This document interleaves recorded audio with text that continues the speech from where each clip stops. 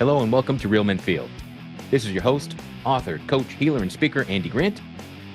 Earlier today, which happens to be Father's Day, I was on a live panel discussion on the show Let's Talk Fabulous about positive male role models.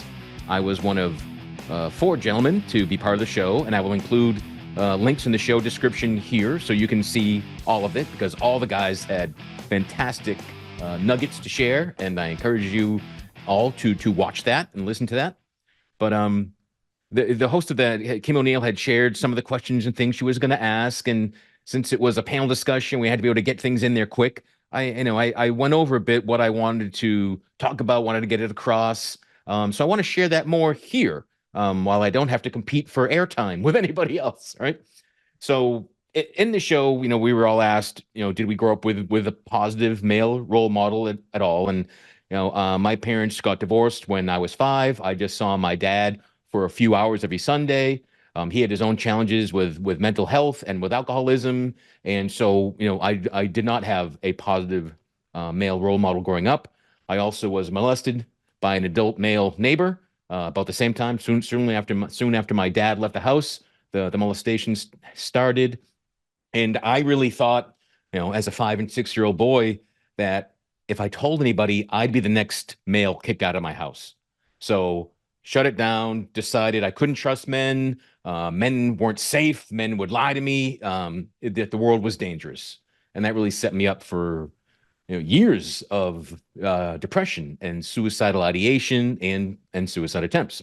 So I don't recommend that path. But what do you think are traits of a positive male role model? And I think, authenticity is kind of the most important one. Someone that's not wearing a mask, someone that's not trying to fit into some role that was defined to them, given to them, right? I often hear men wonder, like, what does it mean to be a man? And I always say that if the person who taught you how to be a man was a miserable bastard, follow someone else, right? Why would you want to keep that sort of tradition alive? Follow someone who is authentically happy and living a joyous life. That's the ideal male role model to me.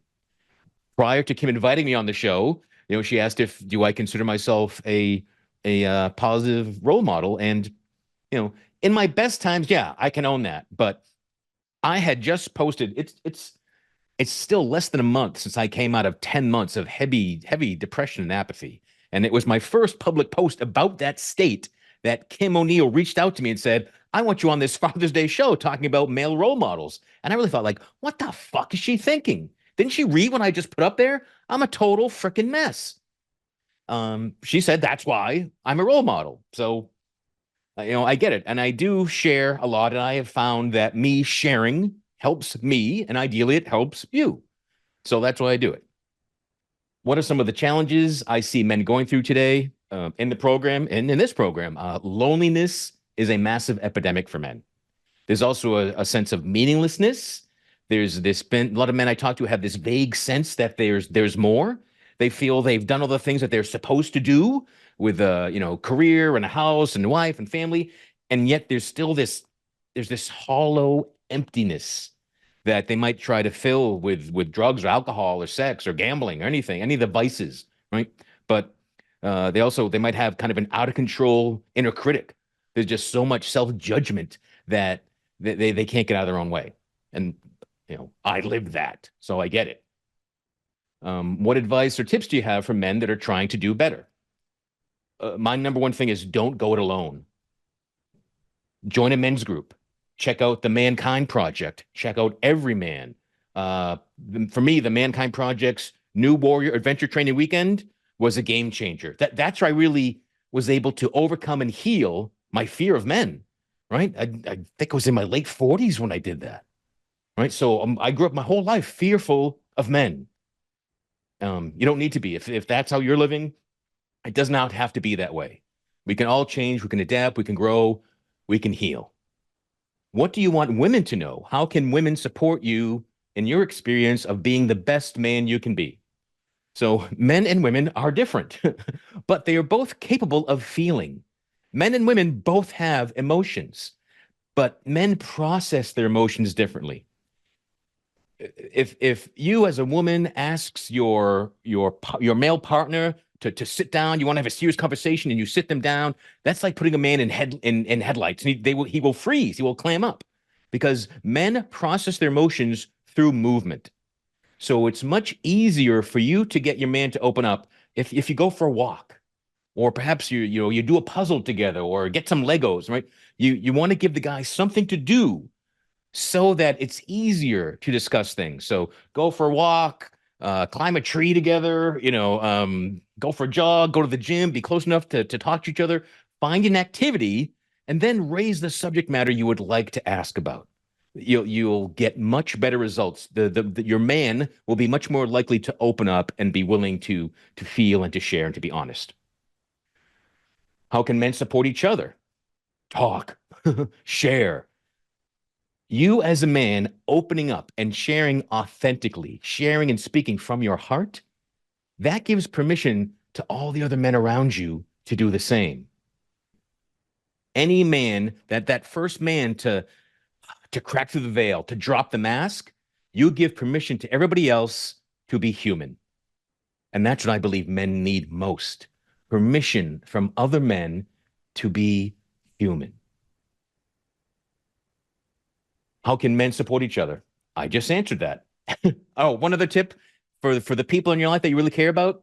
Instead of just the, hey, how you doing? What's up? Not bad. How are you? Really? And stop and let there be a silence, and let your friend, let your buddy, let the concerned party you're asking really give you an answer. And don't use how are you really if you don't have the time, concern, and empathy to really hear somebody. But give that man that you care about space to process the question and to really pause and go, wow, how am I really? Give him a second to check in. Maybe he's not even aware. I'm like, I'm angry. I don't even know why, or I'm upset, or I'm sad, but I don't know why. Give them a moment to tap in and share. Finally, we asked for one last tip, and in the show, I said, and I'm going to say it here again, too many men would rather be right than be happy.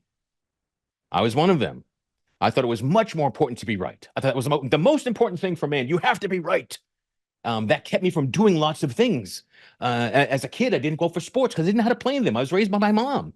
I didn't go to Little League because it seemed like all my friends already knew how to play baseball. I didn't go to Pop Warner because everybody else already seemed to know how to play football. I had no freaking idea. I didn't want to go fail. I didn't want to be wrong. I had to be right. So instead, I stayed home, became more of an introvert, and I did nothing.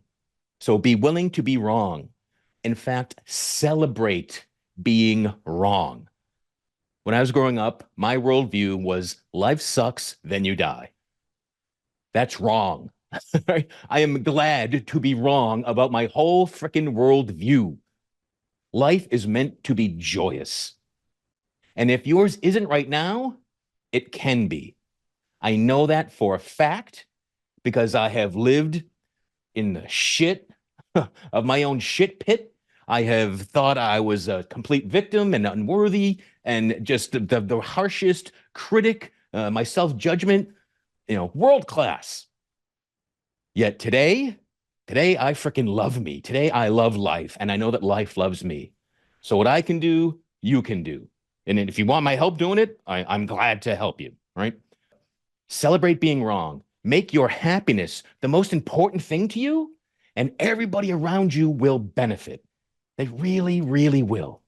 You being a little bit selfish is actually it's selfless to the rest of the world, because a good, happy, open, expressive man is what the world needs more of. And you can be that man. I know it. Thanks for tuning in. Thanks for listening. Please check out the Let's Talk Fabulous panel discussion on male role models, and let me know what you think. What makes a good male role model? Wherever you're listening to Real Men Feel, please comment, share this with somebody that should listen to this. Post a review if you can. Subscribe. Did I already say that? Do all the things you can do. Wherever you're watching and listening, do every option you have available to you to show your support, to spread this message. Okay? Awesome. Until next time, be good to yourself.